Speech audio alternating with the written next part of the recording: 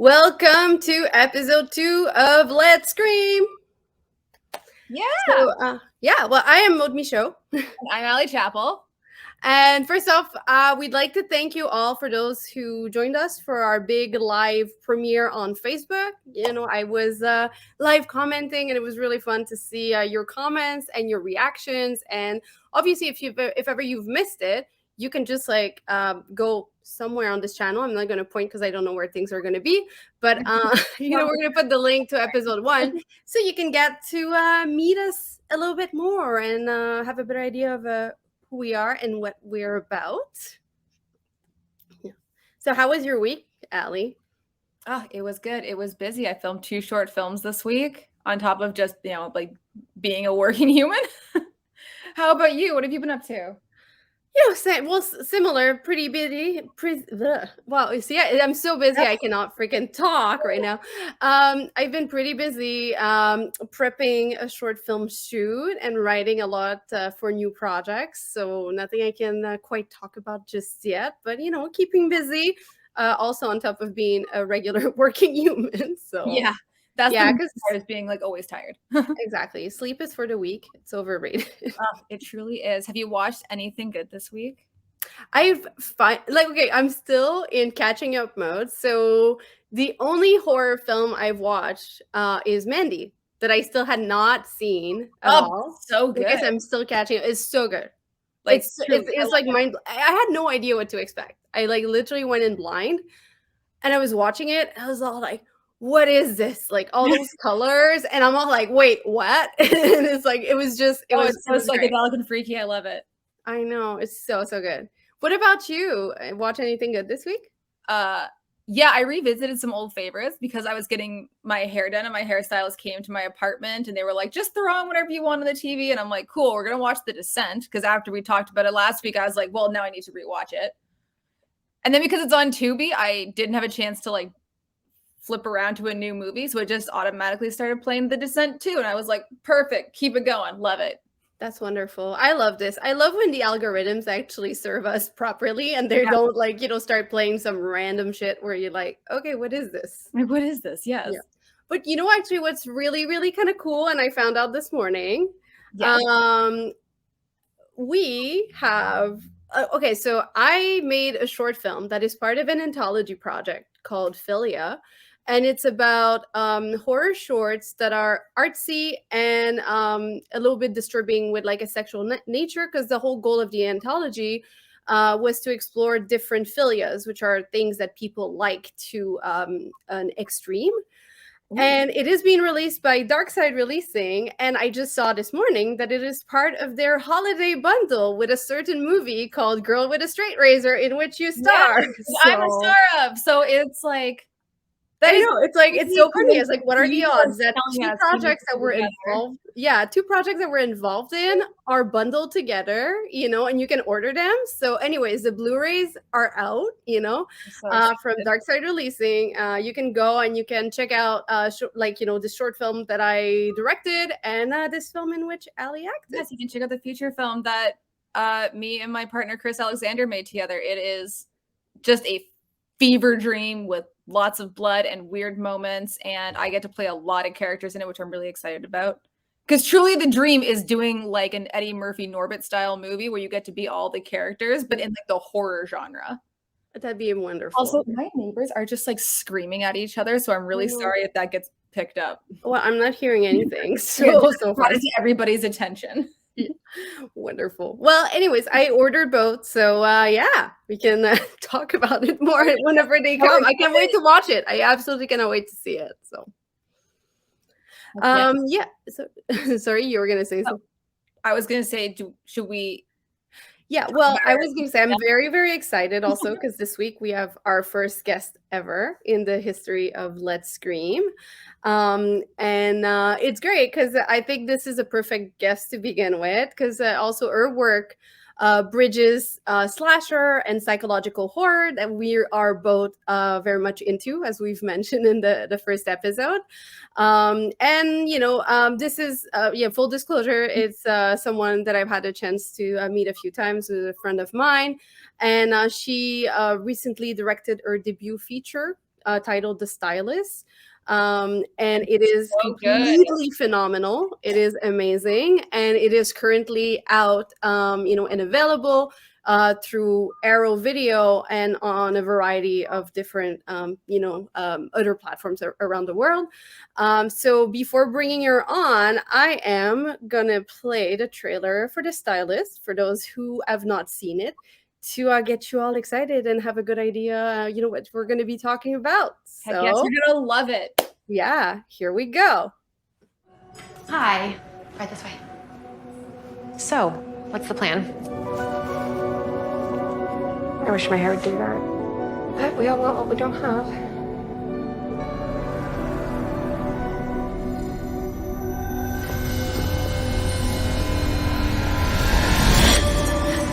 I guess we all want what we don't have.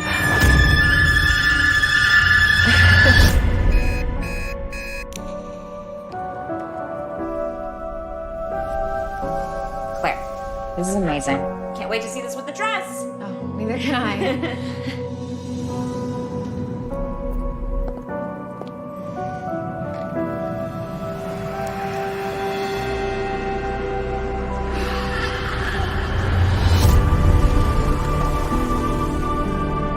So, how's the wedding madness? Getting married turns you into such a narcissist. I am actually nervous. It's gonna be great. I love you. Tell me about you, Claire. I do hair. You get to go in and out of people's lives. You hear stories. The hairstylist. She's creepy. Doesn't Liv actually know her? You give life advice. I guess we all want what we don't have. It's almost like having a family. Claire, are you okay?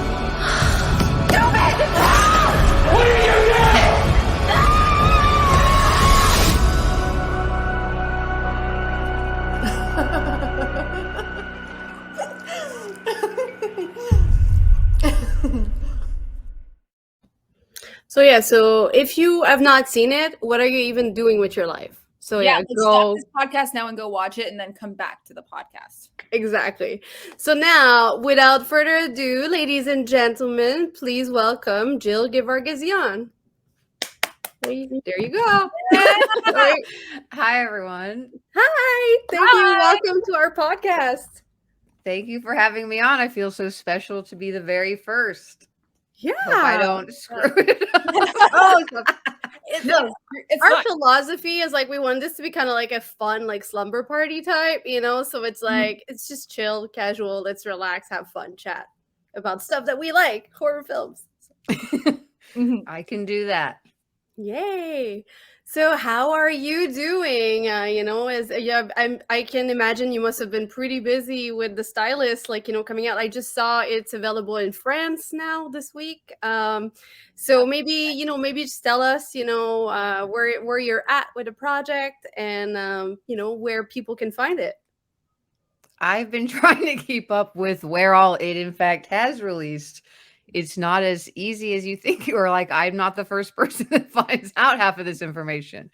But we're, like you said, Arrow released us in US, Canada, UK, and we're available on Blu-ray, like a crazy packed special edition Blu-ray with a poster, double-sided poster, and a CD soundtrack, and a obscene amount of special features on the disc itself. But we're also on their streaming platform and like VOD to rent and buy, Amazon, iTunes, all the places.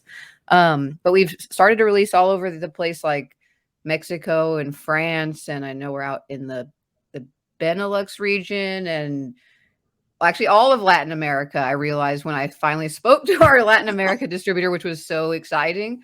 But it's, just slowly coming out everywhere else. And it's really exciting. And I'm like dying to see the foreign releases myself.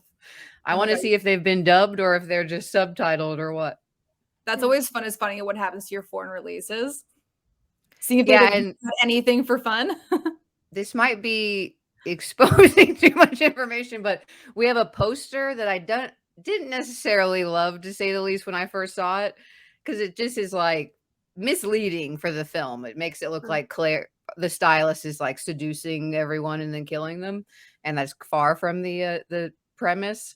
But once I saw the poster used with like the Korean title on it, I was like, I fucking love this poster. It looks so cool in Korean. I'm like, I'm gonna frame it now.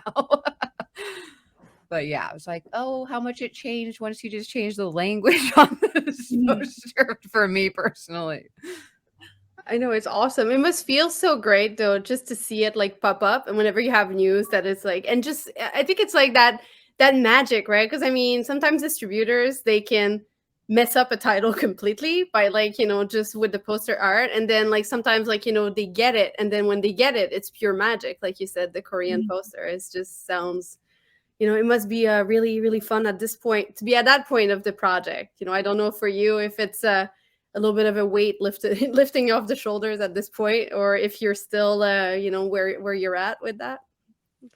No, yeah, it does feel that way. But it's also kind of sad because it's like it's over, and the stylist has been part of my life for so long since the short film. In fact, there was like a Facebook memory that reminded me that I had cast Najara Townsend in the short film, and we announced it 7 years ago.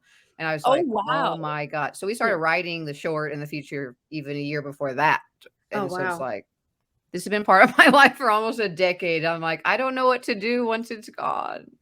It's okay. You're gonna find something else that's gonna be as rewarding and as exciting, I'm sure. So I guess for those who don't know, can you tell us what The Stylist is about, for the watchers? Like, obviously we're going to talk about the short after, but, so in your word, what do you feel The Stylist is about, I'm so bad at like having this nice succinct way to describe it, because it's like a surface, surface on the surface, it's a horror movie about a hairstylist that also happens to be a serial killer. And she likes to collect the scalps of her victims, wear them, and kind of attempt to escape into their personalities. And in the feature, one of her favorite clients asked her to do her hair for her wedding. She's resistant to the idea because that's not really her thing, but she sees it as a way to get close to this person. And she sees it as maybe a saving grace from this world. She's bit this addiction she feels she has, and it really doesn't go well for her. I don't know what to say. Oh, it's great.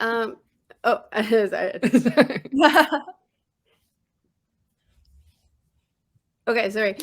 No, because there was okay, sorry. Technical issue on our end.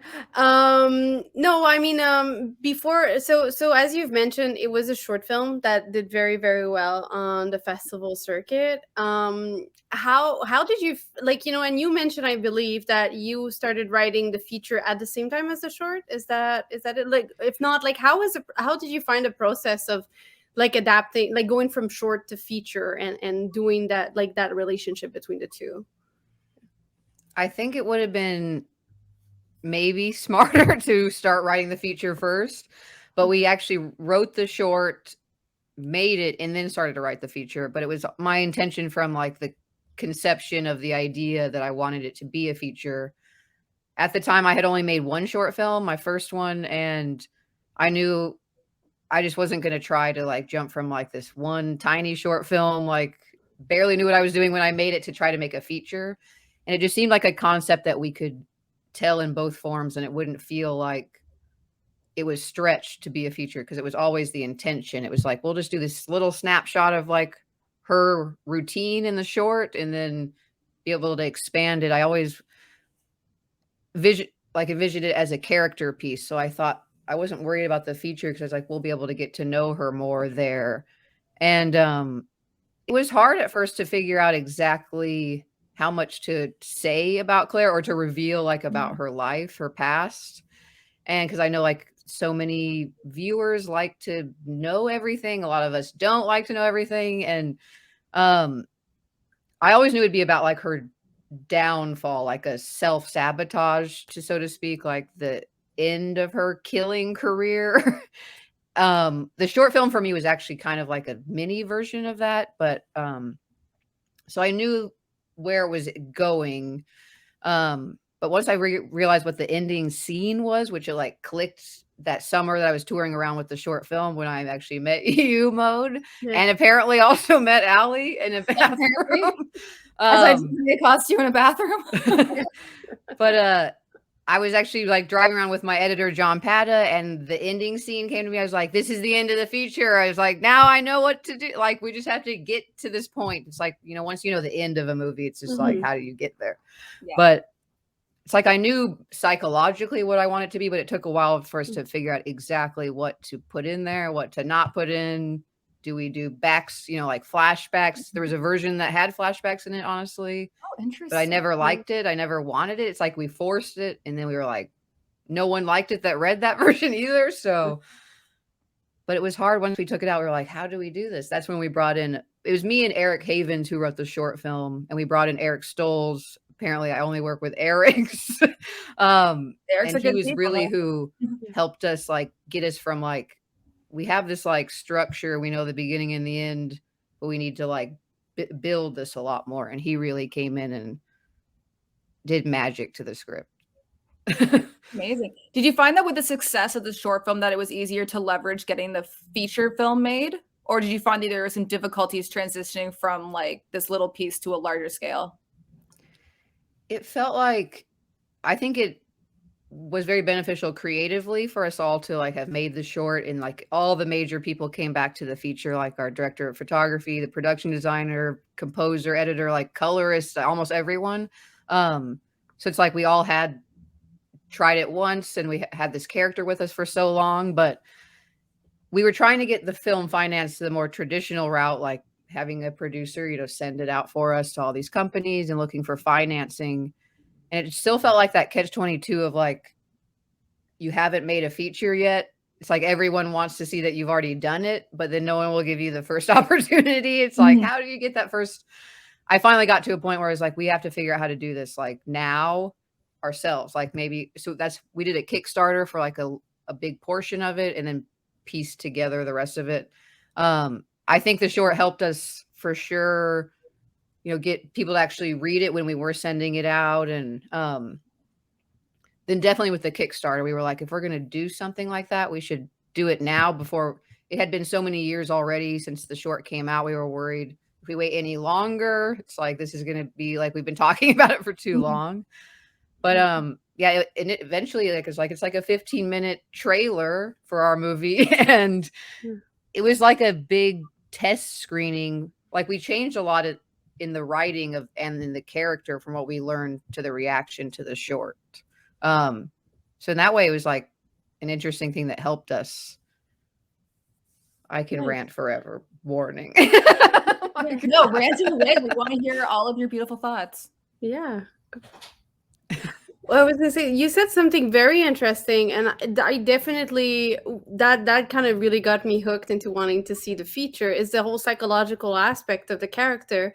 And something that you said earlier about how, like, you know, it's like, you know, the balance between saying too much and not enough. Like, to me, I feel like that's one of the strongest part of the film, because I mean, personally, I don't like being babied into, like, I like being left like wanting more.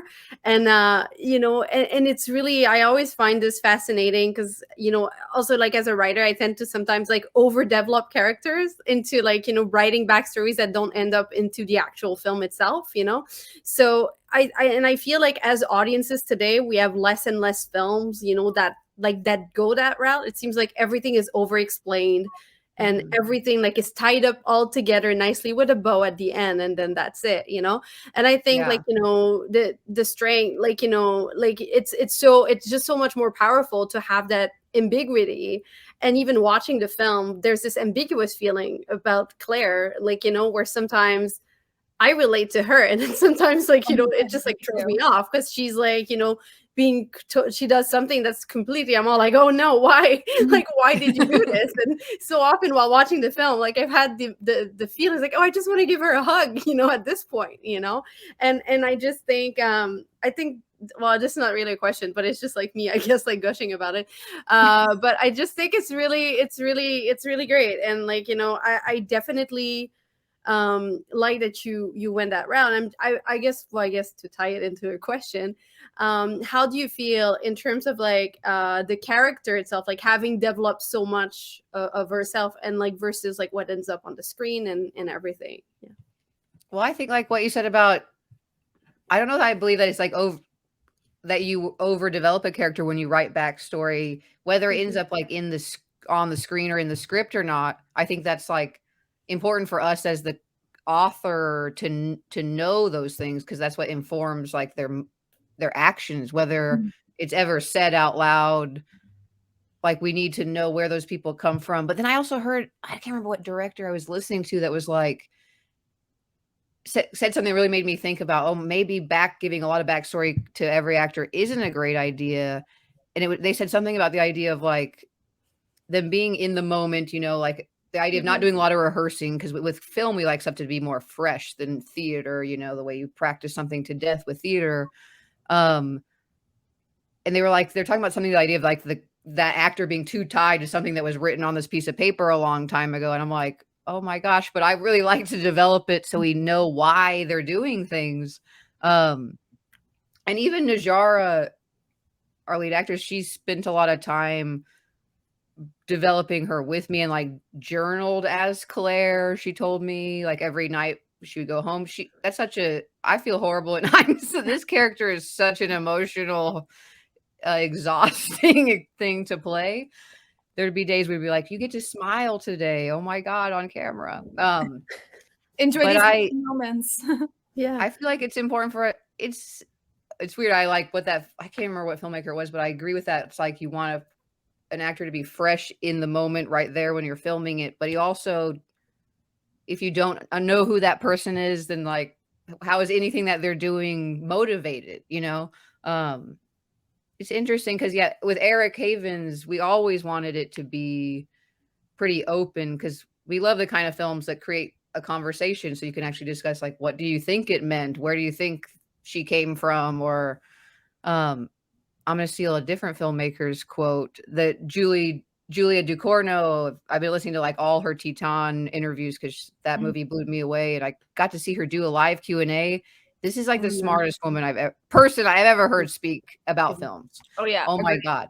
100%. And she said something about how, way more eloquently than I'm going to repeat it, but about how art shouldn't answer questions, that art should create movement. And I was like, that is such a beautiful way to put it. But like, just that it creates forward movement, even if it's just a conversation or it makes you think later, or anything that pushes us. It's not just like here to answer your questions and then, yeah, it's done. There's nothing to think because it's all been told to you.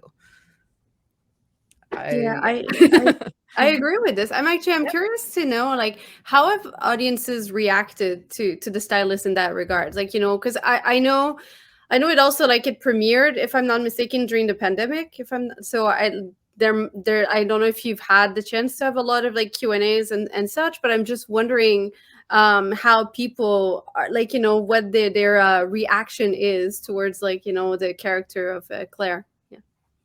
Yeah, we did. Most of our festival run was virtual, which personally is heartbreaking, but what can you fucking do? Yeah.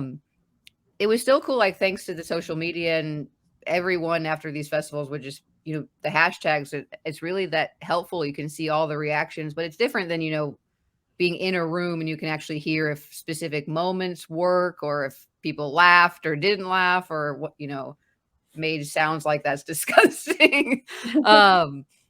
But the reactions have been pretty awesome. But I've also, of course, seen the reaction that they wish they understood, they knew where she came from, like saw flashbacks like a lot of movies would do. I got to a point where I was just like, the type of character that she is and that are all the ones that are similar to her, they all have a very similar background coming from either some sort of horrific neglect or abuse. And to me, it was just like, maybe I'm like too close to her, but it did a disservice to show it. Because I was like, we already know that's where these kind of people come from. Mm-hmm. But it's been pretty awesome. And recently we're still doing screenings. Thankfully, I'm like, I'll take any screening we can get that'll be like in person. And we did a few last year at drive-ins, but Cool. recently we've done some at some colleges, which the Q&As have been really cool because it's like film students that have like really in-depth questions. Nice. But yeah. That's awesome. Yeah. So, okay. So you're also a hairstylist in real life. Is that true? As well as being a director and everything? Yes. Did that kind of, like, how did that influence the content of what this film became? Yeah, that's like completely what inspired it, because early on I'd read, Robert Rodriguez's book, How to Make, what the hell is it called? Rebel Without a Crew. I'm reading that right now too. Yeah. And like which is, I feel like should be any like low budget indie thinking of like kind of reverse engineering a project. Like, what do you have access to that's cool or unique? Like whether it's a location or a prop or a car or whatever it might be, or just like knowledge of. And I just like sitting in the salon one day, I was like, how is there not like a horror movie about a hairstylist that kills people? It really made me think of all the 90s early slashers, like The Dentist and The Landlady. There's all these like The Profession killer movies. You brought it back. Now we have a hairstylist one. But I'm like, but then I went more of a psychological route, and I still think that like a just over the top funny slasher version should exist. Because I was like, there's so many things in the salon I sound totally scary, but I was like, to like kill or torture someone with. How has this not already happened? I think like more people aren't making those kind of slashers as much anymore, or the torture porny stuff, which I've still like. Everyone likes to talk shit on it. I'm a fan of all the torture. But yeah, that's just where it started, and I just thought like, this doesn't really exist. There's like Sweeney Todd is the only thing anybody can think of. And there's like some salon scenes in horror movies, but I just thought like, this is something I can do and like do it true to it as a real hairstylist, and like also expand things about this world that are unique to it, like the client hairstylist relationship, the like trust that's between those people. And also something I didn't even realize I was like doing until in hindsight, we have this video essay about it, but about it kind of being about class and like being a job that's considered kind of like serving people. And I don't know, it's not like a profession that's really in any genres of movies, but I just thought, I was like, this is something I can do, and I want other hairstylists to see it and know that like a hairstylist must have made this movie because they did it right. Like everything looks as right as it could be for being a movie. That's awesome. It's definitely got me thinking when I went back to the hairstylist recently. I was all like thinking back on the film. I'm all like, oh yeah, I am quite vulnerable in here, But oh yeah, same. I literally got my hair done last week, and my hairstylist is like, oh my god, yeah, there's so many things you could kill someone within a hair salon. And I'm like, okay. You tell her to watch the movie. 1000%. Yeah. I've told plenty of clients like while I'm doing their hair, like what the movie is, and they're like, and sometimes they're like the only person left, because that's a very real thing. Like we all work for ourselves, and most salons like rent our booth, and so we all have different hours, and so I'll be like the only one working in there plenty of times, and so I'm like, that's a real like that you're left alone. And some of the people I'm like, good thing you haven't seen it yet, because you're the only person here and you'd be legitimately scared. And so much of it's based on me. Like I don't like doing wedding hair. My friend was getting married at the time of me thinking, I'm spoiling some things, thinking of the movie, and I'm like, don't be scared, but like I'm now putting a wedding in the movie. It's not about you. Awesome. But that's probably how you weed out who are the cool clients and who are not, For chill, you can be like, so I'm making this movie. Yeah. All the extras and stuff are my clients. Like in the extra scenes and the wedding and the club, like half of them are my clients. So like I just like smile like a big nerd when I watch the movie, because it's just like all my friends or clients or family. That's amazing. That's like a great group of supportive people. It's so great that they were able to come out and do that. Yeah, it's really cool. It kind of really gives off that community vibe to it, and yeah. Well, can you talk to us a little bit about because you're from Kansas City, right? So just that's where you shot the film as well, like about shooting there, and and your network, I guess. Because I mean, often when people hear about like, indie filmmaking, like people expect to hear like, the usual cities, like, that are, big filmmaking hub. And you're the first filmmaker I've ever met from Kansas City. Like I'm saying, like, there's probably tons of other, but I'm kind of fascinated and intrigued by the film community there, and that community that you're part of. Yeah, we're really lucky. It's weird, like we don't have a lot of feature films being made here. Like it's mostly, if they are, it's independent films. We have a big industry of, like, if you're working in the industry full time, you're doing like, tons of commercial and reality TV. But so when you do a feature, there's like a lot of support and excitement for it. So that's a positive, but I want like the industry to grow here, of course. It was like a dream of mine to shoot this here, and really anything that I'm a part of, I'm just trying to convince everybody. I'm like, if we shoot it here, I already know where we can shoot this, this, and this. And I'm like, I'm trying to convince every project to come here. We have like a small tax incentive for KC Mo specifically, like the city. So if you're literally just outside of like cross the line, it doesn't apply, but we got the tax incentive for this project, which really helped us. And we had, like, I've been working with a team here, Method Media. They came up to Montreal with me one time for a short film that we played at Fantasia, 42 Counts. But with the Stylist short, I actually worked with almost all people from Chicago and Wisconsin. And then since then developed a team here. And then with the feature, like, we all came together and had a crazy big crew. There'd be days I'd be like, I don't understand how there are this many people here. We don't even have any money to make this movie. Like, where is this? How are these people here?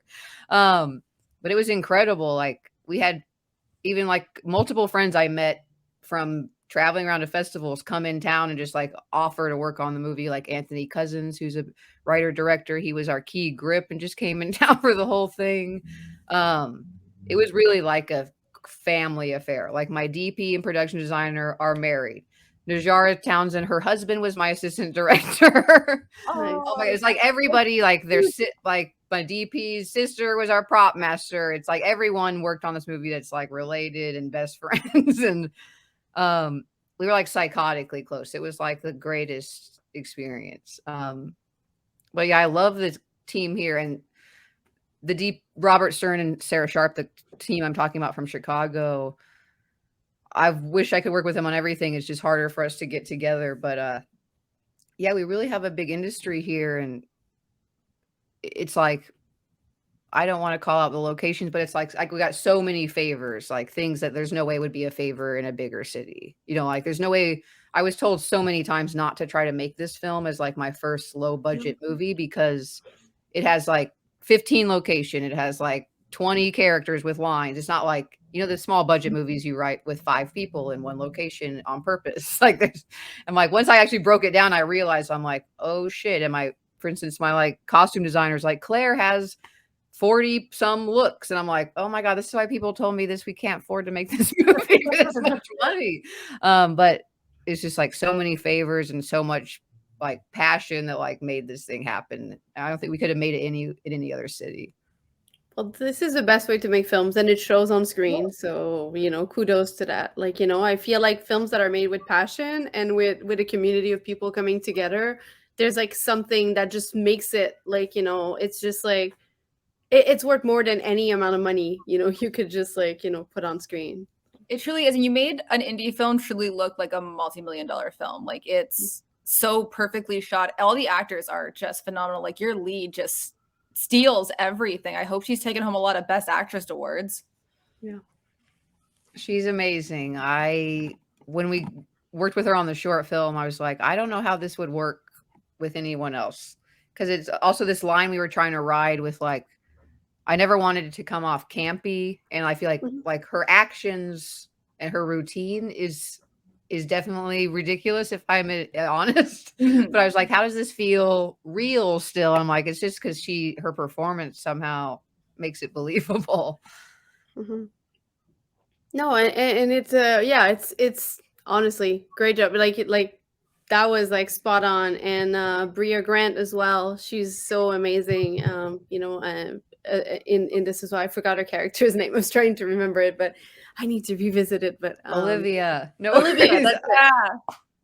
yeah. No, it's a great casting that you have that really works. And I love that stylistically, like, did I notice some giallo reference into this? Like, I don't know if that was intentional, but with the lighting color, in certain scenes, like, I'd be kind of intrigued to know about, like, your influences, like stylistically, but also from a filmmaker's perspective, like, either storytelling, stylistic, like, who inspires you? yeah, I think a lot of the giallo is like an influence through through other influence, almost like filmmakers that are clearly influenced by giallo, and then I'm influenced more so by that. It's like the trickle down, because it's weird. I didn't grow up seeing a lot of those till I was older. Like, there's still tons I haven't seen, and but I feel like a lot of the lighting is more so like, Nicholas Winding Refn inspired, which is totally, he's inspired obviously by giallo. But I love that kind of lighting, but we approached it like we really wanted it to be motivated from something real versus like we were just gonna, it's like a decision to go into kind of a fantastical place and just light everything like that, even though there's no way that like blue and red lighting is coming from anywhere real. We decided we wanted it to like make it actually come from something whenever we would do something like that. And had a lot of fun with that. Like, we had this red light flashing in a scene where Claire's stalking a character home, and created like a whole neon. It was digital effects in post-production, so we had somewhere where it was actually coming from when we saw the exterior shot. And I made it a strip club sign, so I'm like, I wanted to say girls, girls, girls outside. But yeah, it was a lot of like just psychological thrillers that inspired us. And I specifically was looking for films, this is like after writing it, that had similar themes, which I found in Kayla Janice's book, A House of Psychotic Women, which I noticed she just announced today that she's putting out a 10th anniversary edition. And I'm like, can I pay you to put a blurb about the stylist in there? Yes. I'm just like, take my money now and send me a copy whenever it's done. She said Like, she's going to put new blurbs in. And I'm like, I literally talk about it in every interview. I'm like, please mention the movie. I'll die. Universe. Yes. But I learned about a lot of films in that book, and she had a whole segment that was talking about like doppelganger, the other theme. And I realized that's actually when I realized like that's the main theme in this movie with Olivia and Claire as like opposites that are actually the same and opposite at the same time. And discovered a lot of films like Bergman's Persona and Three Women. And then I watched Sisters by De Palma for the first time, which Carrie was kind of already on my list because it's another, so many similarities, especially character wise. And when I watched Sisters is when there's a whole split screen sequence where they reveal something in that split zoom thing. And I was like, oh my God, we have this whole sequence that would make sense in split screen. It was something we were just going to do, like show one person and then cut to the next scene and they're doing the same thing. But I was like, why don't we show them doing the same thing side by side? But that idea never dawned on me till I watched that. And De Palma uses split screen a lot. But it was like watching that sequence, I was like, it hit me. I like text my DP. I'm like, I think we're doing a whole sequence in split screen. I've lost my mind. But yeah, it was like I made this like 20 film list, gave it to like everybody on the crew, and I was like, this can inform us from like character to like lighting, costume, like everything. But yeah, it was stuff from like all the way to the 60s to now, like newer stuff like Black Swan or The Neon Demon, all these like all the movies that go in House of Psychotic Women, all films about women losing their mind. There's really like all that we watched or like referenced. And there's so many good ones. I haven't even seen half the movies she mentions in that book still. Oh, yeah. I'm like working my way through, and then she releases a new documentary about folklore, and I'm like, well, now I have to go through all these movies. Yeah. I feel like that House of Psychotic Women in like a film school should be taught as like a year-long class, and you like watch them and then like read the part. Like, this book is so incredible. It truly is. Like, Kayla Janice, we worship you. All the love. Yeah. Exactly. And especially also the way it's written, the kind of like autobiographical elements into it and weaving in Yeah. the film theory is just it's genius. This That It's part the is book, so in case genius. anyone is looking for it. I think I have mine back here, literally yeah, on mine that is at the shelf. other end of the room. Like, you I'm know, looking up stuff. But it is like it's like that it's not just film theory, that somehow that the weaving of her real story, which is brave as hell to tell, Mhm. is just like, I don't understand how this, like how she formatted it like that. It's just like, yeah, it's genius, like you said. yeah. Before I take this off the stylist, like, you know, Allie, did you have any other questions or any other things that you wanted to ask about the stylist so that we can keep it a bit streamlined? Oh, I think we've covered. I mean, I have questions about hairstyling, but that can be a later. Cool. Well, I was gonna say, I'm curious about how you got started because you made your first short, Call 42 Girl. Oh, Call Girl. That's the title, right? I'm not messing Yeah. it up, right? Oh, I thought that was your first one. That's my bad. Yeah.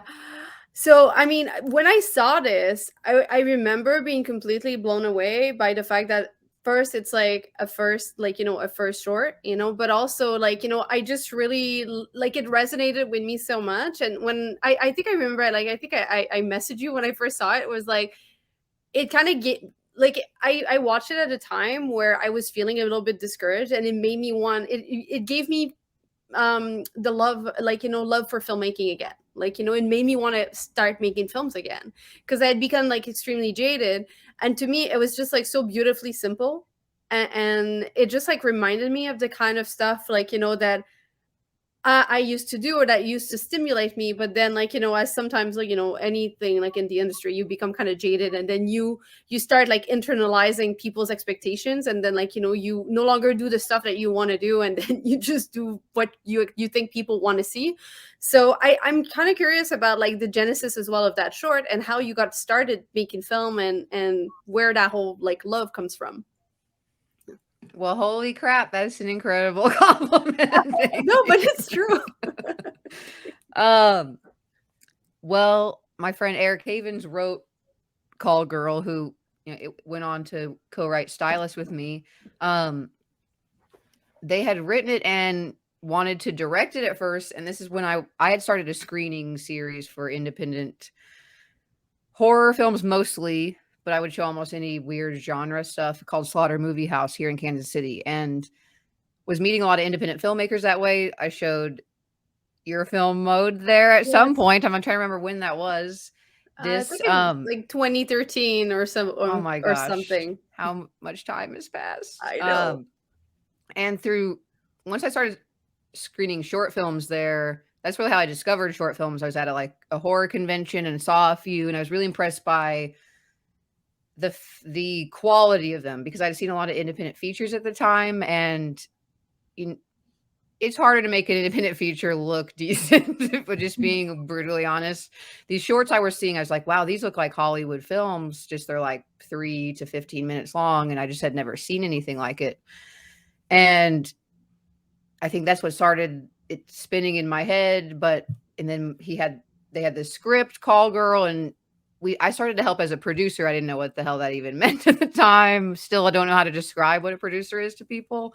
But it got to a point where Eric was like, I don't think directing is for me. It's like the stressful part of it I have no interest in. And I asked if I could do it. And I was like, also didn't even know what that entailed, what I was asking. And he said, yeah. And yeah, I just like figured it out as I went. Like, I didn't go to film school or have any idea what I was doing. I made stuff like when I was like 13 with my friends with like a giant VHS camcorder with my dad's like huge camcorder. But I did a lot of different, like I did photography in high school, and then was like hairstylist, way into fashion. I put on like a few like live art shows that were like a mix of theater and fashion and hair, and they were horror themed. And it was just like, I feel like I was just like leading to this thing eventually. Like once I found filmmaking, I was like, why did I wait so long to try to do this? I think I thought it was like something no one did unless you were rich and famous. Like there was no like in between. So it was really like meeting all the filmmakers through Slaughter that was like normal people do this, and then just decided to do it. And Call Girl became such a bigger thing than I thought it would be, because I ended up casting like Lawrence Harvey from The Human Centipede and Tristan Risk from American Mary. And I was just like feeling incredibly intimidated by the whole thing. Yeah. But I feel like that's been my theme, is like always working with all these people that intimidate me, and then you learn a lot from them, and you have a way better product with working with people who know what they're doing. But yeah, it was just like, actually when I sent it to Lawrence, I just was asking for his advice like on the script and as a friend, and he was like, I want to be in it.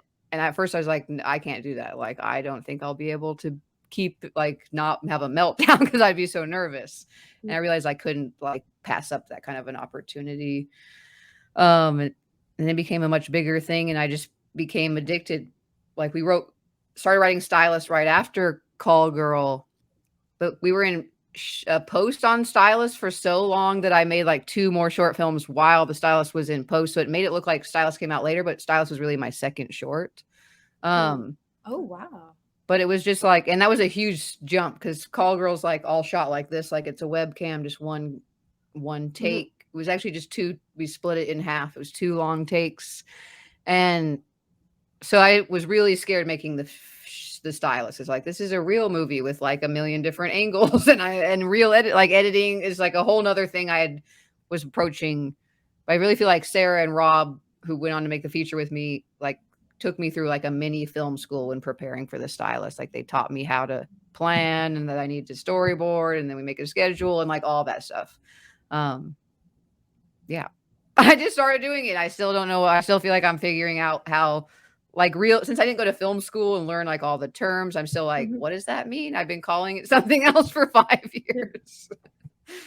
No, but it's good. I think it's super inspiring story. And I'm pretty sure that there might be some aspiring filmmakers watching this. And I know, like, if I was, yeah, see, there you go. Like, it's so inspiring, because I mean, you want to hear those stories, I mean, because the step and that, like, that, like, looking at filmmaking as something you want to do when you have never really done it, it's very intimidating and daunting. And it definitely seems like something that you need connection for. You need an insane amount of money, where all you really need is an idea that works with the budget you have. Like, you just need the good idea, and you need, to be resourceful and, to do it. So thanks for sharing your story. I think it's really inspiring. And yeah, do you have anything you'd want to say to aspiring filmmakers, watching this?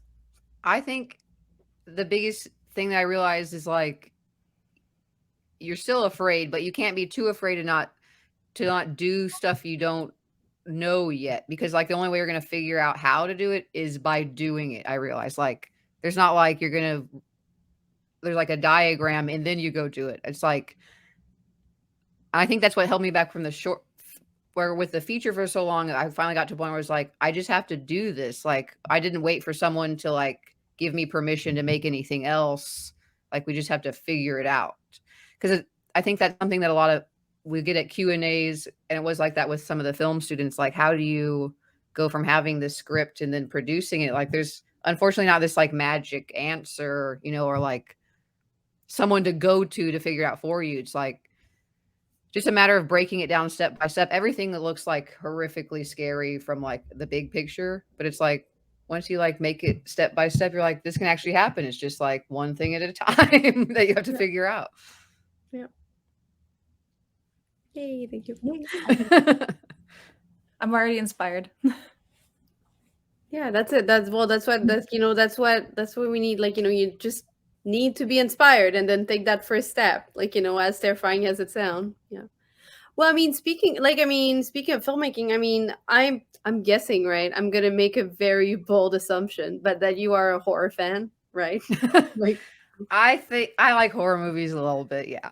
Yeah. Yes. So what got you, like, interested in horror? Like, like, where, like, do you, like, where does that love come from? Or like, do you have an early memory in terms of like what it is that attracted you to the genre?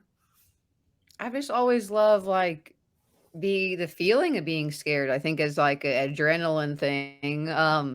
Because I've always loved like, amusement parks and scary rides. And then as a little kid, like playing games that I thought were scary, or like I would call it like, let's go explore the woods, because I thought it was creepy, but like that was fun to me. Or like Yeah. playing all those games you play, but at night, like hide and go seek outside with your friends in the dark. And I just always loved anything that was scary. I think once I discovered like scary stories, like the Scary Stories to Tell in the Dark books, I love those as a little kid.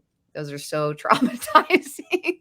The images, really, like the stories are just like, we all remember how scary those images are, but those poems are freaking disturbing as shit for like 6-year-olds to be reading. I don't even know how old I was. Yeah. And then I would watch like Are You Afraid of the Dark? I'm trying to remember when like I would stay with a friend on the other side of town when I was little for like the weekend. She's like my best friend growing up, and we would rent. That's when I started renting horror movies like at 10 years old, when her parents weren't really paying attention, and which I'm very thankful for it now. Yeah. I remember watching Dr. Giggles and Candyman very young. Which Candyman is still one of my favorites, but really first I fell in love with sad movies. Like I've always been a movie fanatic since I was really little, but like I remember very like specifically knowing that like I like that this movie makes me cry. That's so cool. And like trying to find more movies that, and then like scary, I feel like is a similar thing. It's like just art that is that invoking of like emotions. I just love, and I feel like Lawrence Harvey said something that I like to steal years ago. It was like like something about art, just art that doesn't treat the audience passively, which are both, I think, scary and like sad stuff. I don't know, since I was very little, and it's like I had no like influence. My parents neither one like scary or gory things. I don't know where it came from. Well, so natural. you mentioned the love of psychological horror. So would you say this is the main element that stimulates you as a creator and that you love about the genre? Or is there something else about horror that, as a creator and as a fan, it could be two different things, that stimulates you and that really like, that's appealing to you? Yeah, I love psychological horror films, but I feel like as a creator, I more so just focus on characters, whoever it's about, and it might be not a psychological theme or subgenre. I don't know. I realize that about myself as with anything. It's like that's what connects me to a film as a viewer or a creator. If I don't like love the main character, it's like I have no interest in it. I realize for me, it's like, I don't know if this is right for all writers or if it sounds wrong, but it's like, what's more important to me is the character than it is the story. Like this person is so much more important than what's happening to them. Because it's like, we don't care what's happening to them if the character isn't intriguing enough. Sorry, I just went on a rant there. Away from psychological horror. I'm sorry. Keep it up.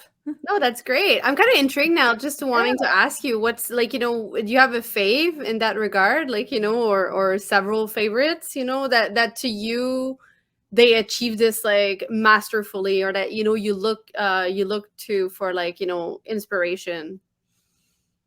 Well, it's so different per film, but like May comes to mind with like everything that we're saying, which her and the movie very much inspired the Stylist. To the point where I was like, Lucky McKee's gonna sue me for being obsessed with Mace and stealing so much of her. Like not horror at all, but I love the movie Slingblade, which I think is like one of the greatest psychological like character pieces. Like if it was told from a weird perspective, it could be a horror film, but it is like, a very disturbing drama that is like, how do you even classify that? I love that film, and that character is so incredible. Yeah. Now I want to rewatch it. It's been too long. But also now I rewatch May because I love it. That was the first Lucky McKee film I saw, and I was like, who is this director? How do I get involved? This is amazing.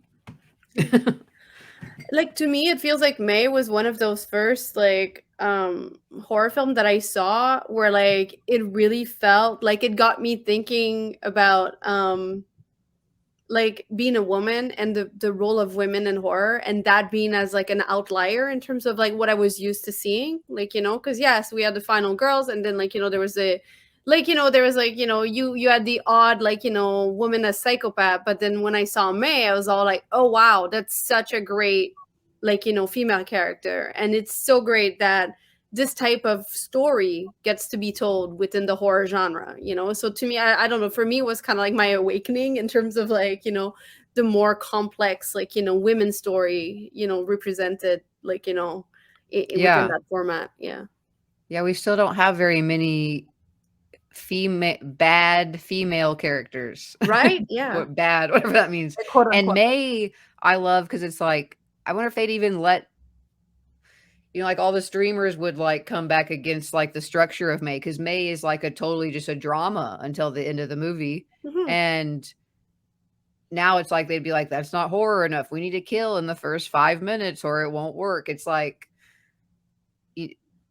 it's, I don't know, I wonder, like we still have to just make what we want as filmmakers, or you listen to that kind of stuff and we don't see that stuff anymore. It's like, but I feel like that's such a, I didn't hear about May when it first came out, and like a local friend in the Kansas City horror community, he has her like tattooed on him, and I'm like, what is this movie? I have to see it clearly. And I was like, how did this pass me? Like, this is everything I love. And then all the actors in it, and Jeremy Sisto, I'm like, oh my god, how did I miss this film? In it, which like always blows my mind. Yeah, I feel like, is that like way before anything else? And her hair's black. Like, done like Scary Movie, but they were still like budding. Yeah. I love it. I could talk about May forever, but also I could talk to you forever. We have a lot more female crazy characters now. Like, brought up Julia Ducournau's films. Have you guys seen Titania? I've seen it. Oh my god, it's fucking incredible. But like Oh my that gosh. and Raw and Raw is so good. Yeah. Censor by Prano Bailey Bond. I haven't seen it yet. But I just ordered it during Black Friday, so I know, it's they're on like its way to me females now. losing their mind. I'm like, Censor needs to be in the new House of Psychotic Women too. I know, it looks so good. Just Kayla.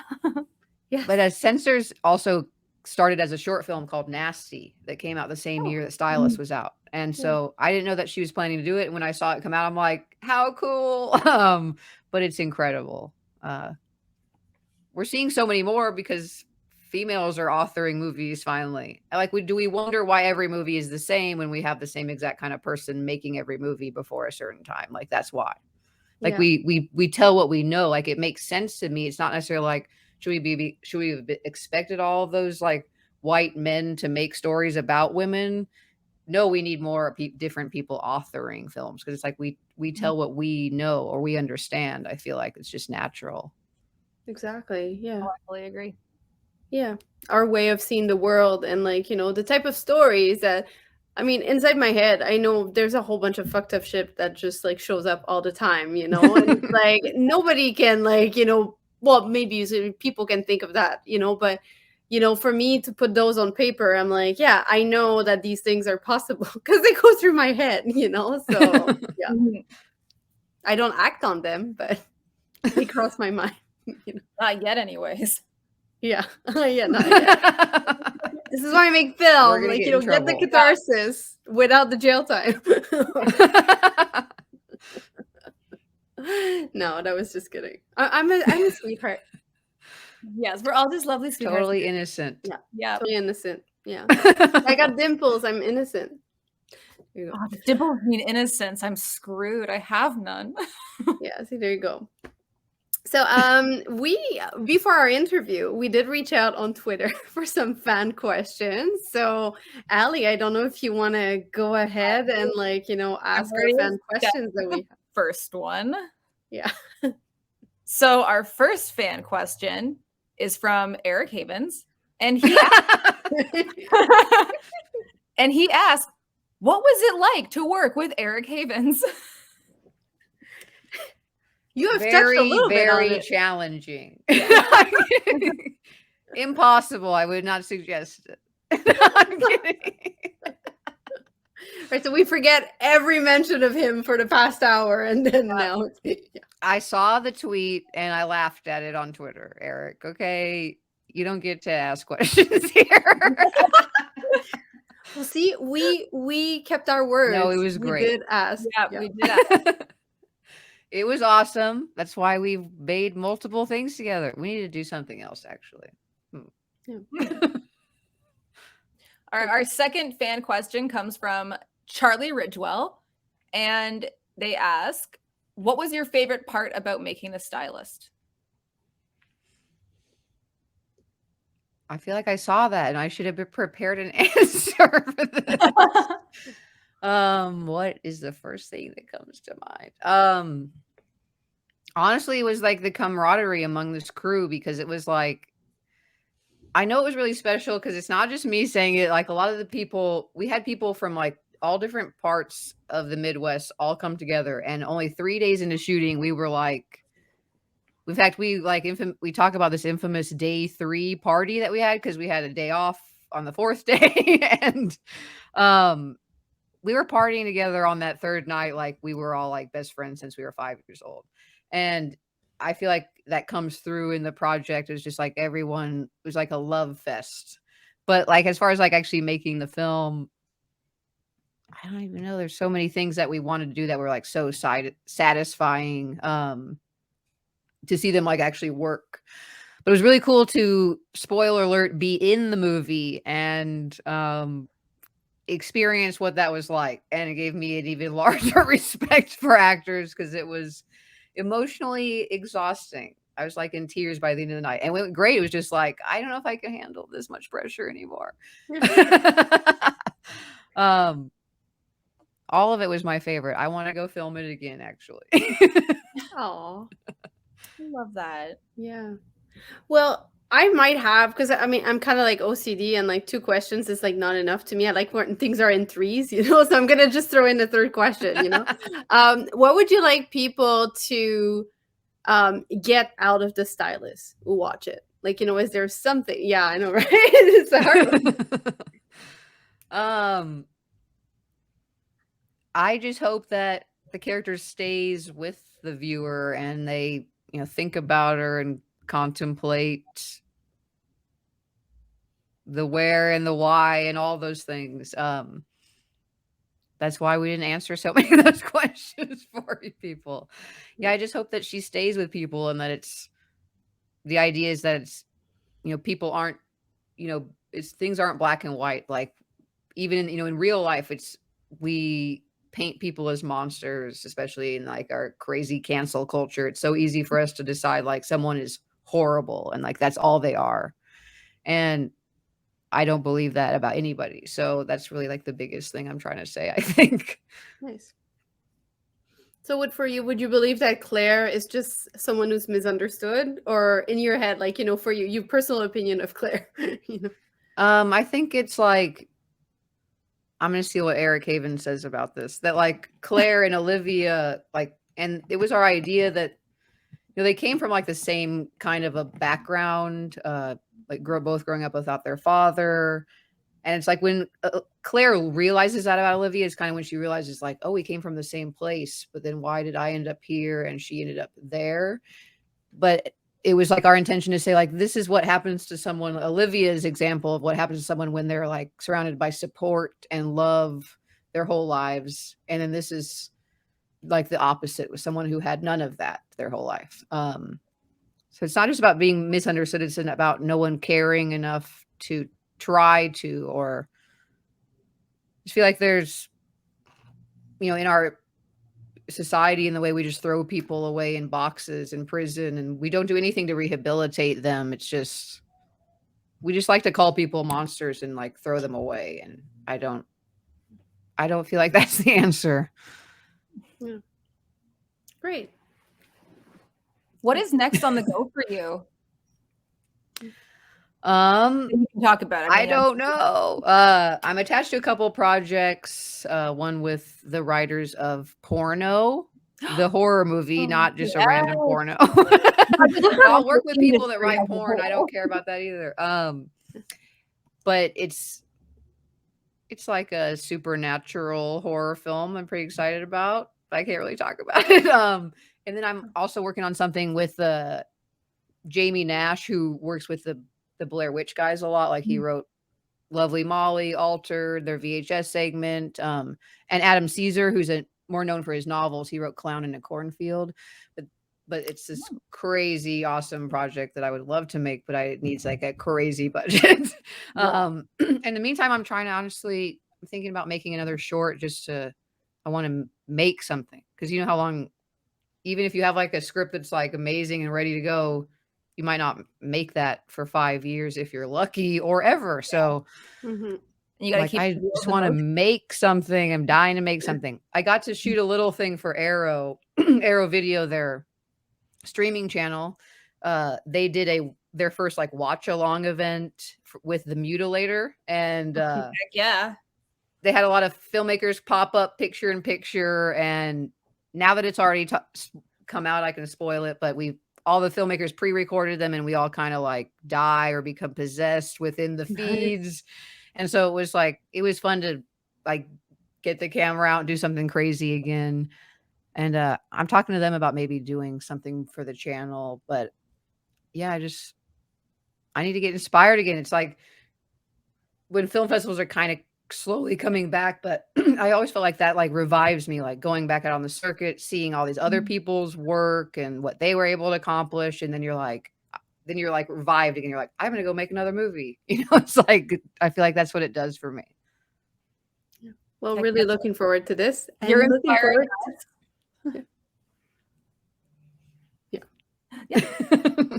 Thank you. So yeah, just like we keep like I was like, I don't want to talk over Ali, and like we just keep on. Sometimes we have Sorry, me. We just did. I was gonna say, looking forward to see what comes, like what you come up with next.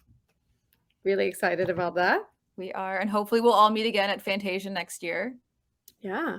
I guess before we go, where can people who want to see more of your stuff find your stuff and learn about you? Well, on my website, sixtape.com, or you can find me everywhere at Jill6, 2 X's, or the film's Instagram, all the things, Twitter, Facebook, at the Stylist Film. Yes. I need to update that website. This will inspire me to do that. Oh my God. Well, there's no better time than now. With the pandemic and everything, personally, I've been kind of like catching up on all my stuff, so I'm like, okay, well, that's good. Well, thank you so much for joining us and for being our first guest. And stick around, because for those who don't know, we have a Patreon going on, because we are part of the Infamous Horror Network. And when you become a patron of Infamous Horror, you have access to exclusive content for all of the podcasts of the network. So it's not just us crazy people, it's everybody else. So yeah, and we are going to have a quick little lightning round of question with Jill, but in order to see it, you need to subscribe. So obviously, as usual, if you like us, likes, subscribe, share. I don't know. Allie's better than me with Give this. them all of your money. Subscribe to the YouTube. Follow us across all social platforms, and not just us, but the network Infamous Horror. Yes. And then as always, we always want the follows. Yes. And as always, feel free to tweet at us for suggestions of guests, people topics you'd like us to talk about, people you'd like to see us interview. And we will try to fulfill your wildest, craziest dreams or whatever. That just sounds wrong. I just realized, Curtis, it might not happen. Yeah, it might not happen. But we'll try. Try being the important word in there. I'm putting it out. Anyways, see you next time.